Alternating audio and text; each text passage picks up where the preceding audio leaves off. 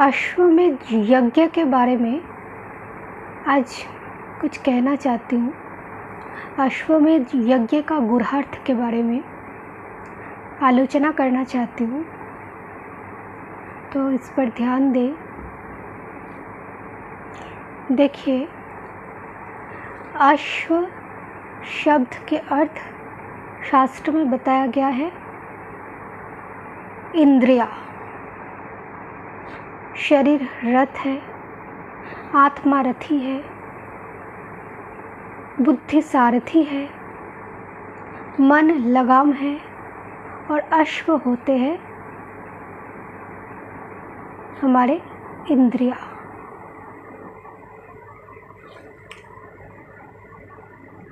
अब इंद्रिया क्या करते हैं? मन के अधीन होके इच्छाओं को बढ़ाते हैं, कामनाओं को बढ़ाते हैं। तो अश्व का और एक अर्थ इच्छा शक्ति भी है, गूढ़ार्थ इच्छा शक्ति। तो ये इच्छा शक्ति जब तक रुक ना जाए, स्थगित ना हो जाए, स्तब्ध ना हो जाए, तब तक ये मन और घोड़ा असंतुलित भाव से भटकते रहेगा। और ये इंद्रिया अथवा इंद्रिय के द्वारा उत्पन्न की गई इच्छाएं तभी समाप्त हो सकता है जब कोई अपने आप पर विजय पा लेता है, अर्थात जो राजा बन जाते हैं, जो मन के भी अधीश्वर बन जाते हैं, मन को अपना दास बना लेते हैं।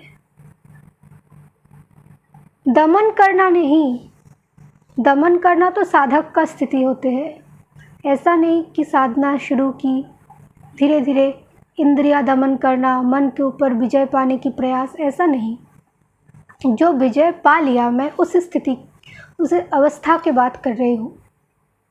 वो जो मन पर विजय पा लिया, वो हो गया सारे इंद्रिय के सम्राट। तो वो बुद्धि निर्मल हो गए, तो उसके घोड़ा असंतुलित नहीं है अभी, वो धीर व्यक्ति हो गए, वो महापुरुष बन गए। अब अश्व से इसका संबंध क्या है? अश्वमेध से। तो अश्व शब्द का अर्थ अभी क्या बताया कि एक तो होते हैं हमारे इंद्रिया, और इंद्रिय से उत्पन्न की गई सारे इच्छाएं। और मेध क्या होता है?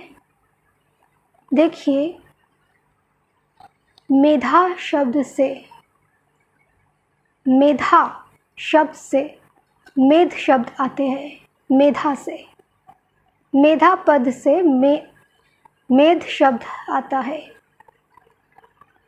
मेधा का अर्थ क्या है? धृति। धृति अर्थ धारण करने की शक्ति, क्षमता। तो देखिए, चंडी में भी मेधा नाम के अथवा मेधस नाम के एक ऋषि थे। उसे वहाँ कहा गया है गुरु। शास्त्र में मेधस ऋषि अथवा मेधा ऋषि को कहा गया है गुरु। और किसका गुरु?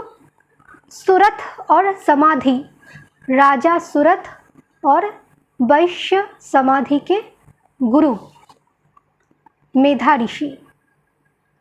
तो ये प्रसंग अलग है, इसलिए इसके बारे में मैं कुछ बताना भी नहीं चाहती हूँ। अब बस इस अश्वमेध के गूढ़ार्थ पर ध्यान दें।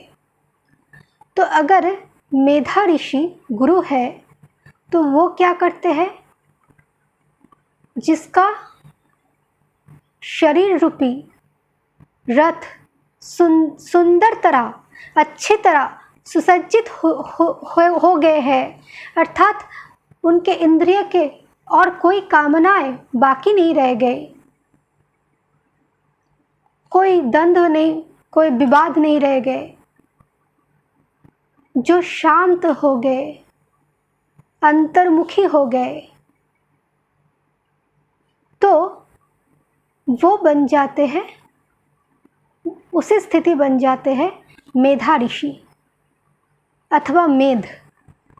तो ये अश्वमेध, इसका अर्थ क्या हुआ, जिसका सारे इच्छा शक्ति खत्म हो गए, सारे कामनाएं खत्म हो गए, सारे इंद्रिय पर जिन्होंने विजय पा लिया, उसके जो मेधा रूपी धृति है वो एक समाधि में स्थिर हो जाते हैं, एक सुसुप्ति अवस्था में स्थिर हो जाते हैं, या फिर अंतर्मुखी कहो इसे, वो अंतर्मुखी बन जाते हैं, उसे बाहरी कोई चीज़ की आवश्यकता ही नहीं पड़ता।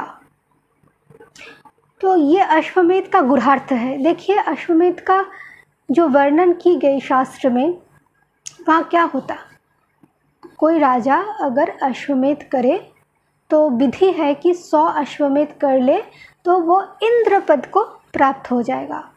और अश्वमेध यज्ञ का विधि ये है, एक अश्व को उसके सिर के ऊपर स्वर्ण मुकुट लगाते हुए उसे भेजा जाता है और एक युद्ध की चुनौती देकर उस अश्व को भेजा जाता है।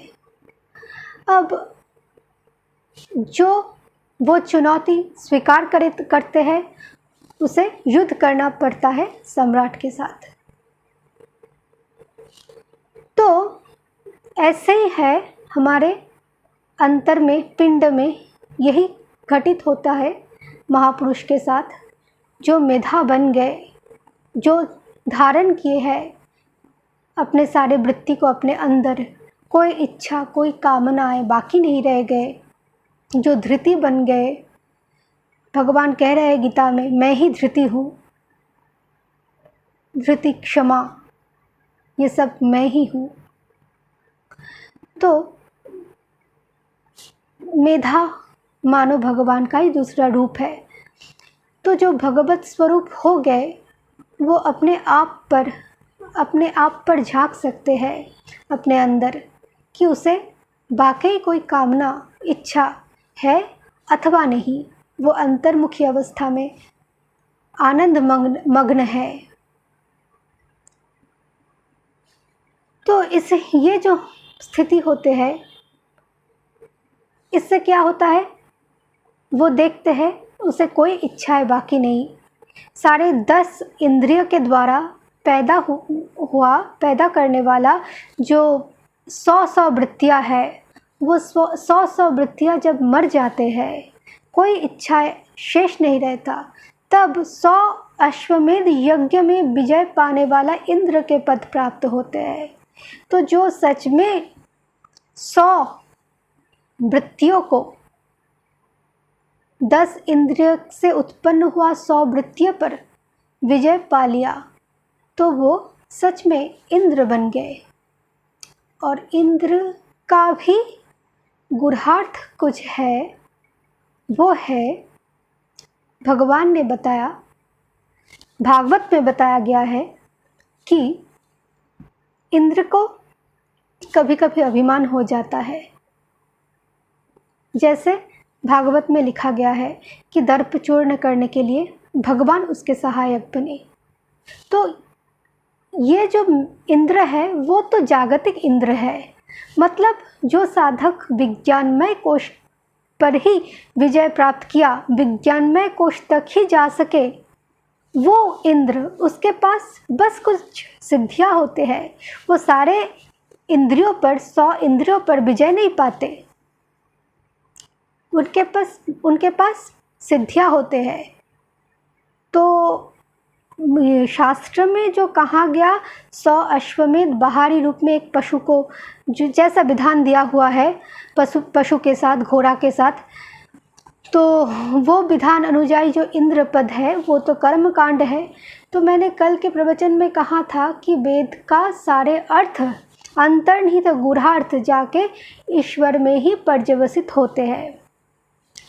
तो ये इंद्र जो सारे इंद्रिय पर सब कुछ, सारे वृत्तियों पर विजय पा लिया, दमन नहीं विजय पा लिया, अंतर्मुखी हो गए, अपने स्वरूप में लय हो गए, जीवत्व का नाश हुआ, तो वो इंद्र गोविंद है। वो इंद्र विज्ञानमय कोश का कर्मकांडी कोई देवता इंद्र वगैरह नहीं। तो ये है अश्वमेध यज्ञ का गूढ़ार्थ।